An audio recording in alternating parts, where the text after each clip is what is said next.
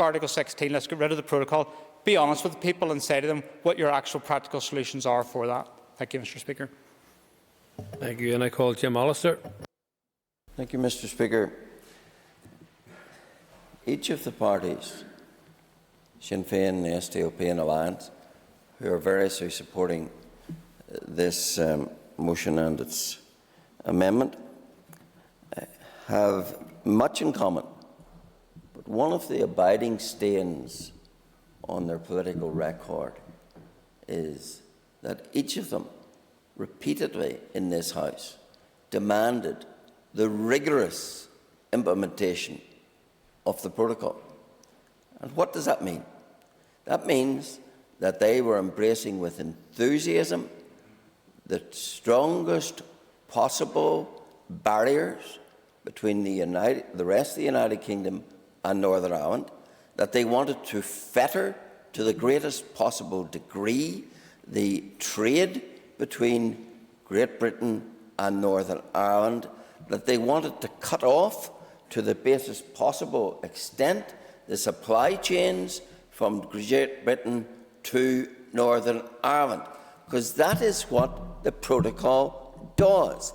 Because it takes Northern Ireland and abandons it within the EU single market for goods, abandons us in the EU customs union under its customs code, puts us subject to the EU VAT regime and to all the vast area of law that enforces that.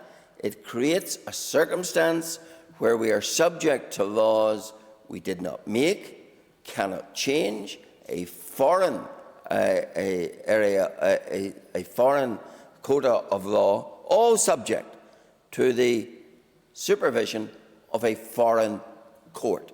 And then some come here today and try and pretend that they really have Northern Ireland's best interests at heart. If you want to talk about unicorns, the unicorn is in this motion and amendment, that of pretending that there is advantage in being still part of the EU single market. I'll give way.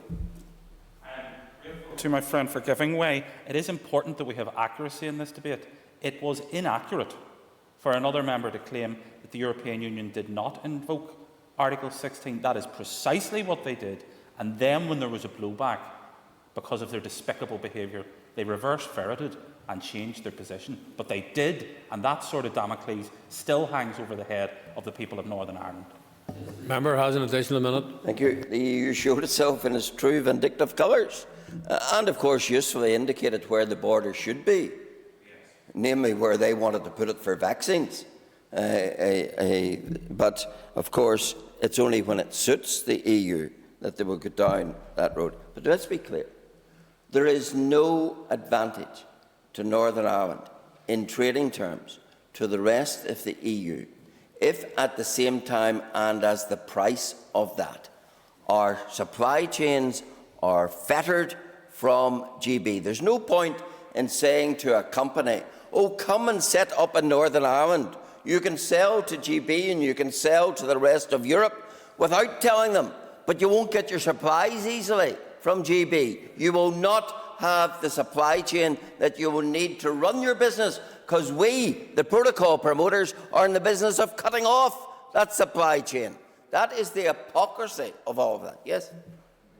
Member for giving way. Can I just ask, out of interest, if a business contacted him and said, we know there's a low-carbon activity in North Antrim, we'd like to invest here because of access to the EU and UK markets, Mr Allister, you as MLA, would you encourage that? Would you encourage them to invest on the basis of that dual market access?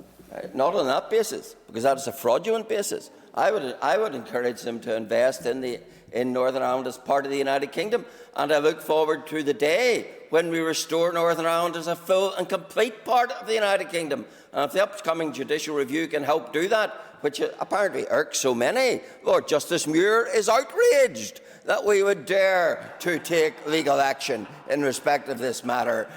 Never mind that he, the SDLP, they all were involved in that process, but oh no, it's only for nationalists and their acolytes that would dare to have recourse to British courts.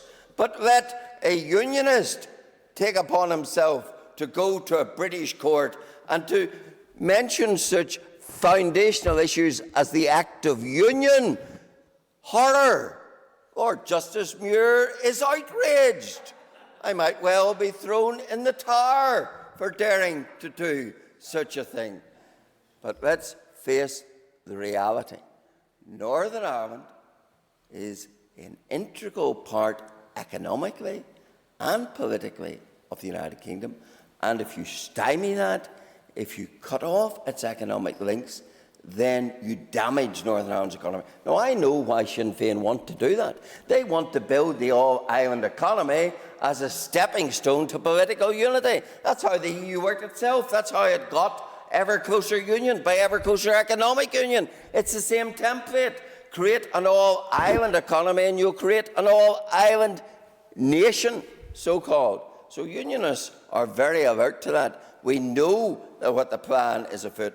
We have wakened up to what it's about, and that's why we're determined to take all and every lawful effort Members, time's up. to usurp and Members, upset time's up. that particular plan. And I call on Sinead McLaughlin to wind the amendment, and the member has 5 minutes.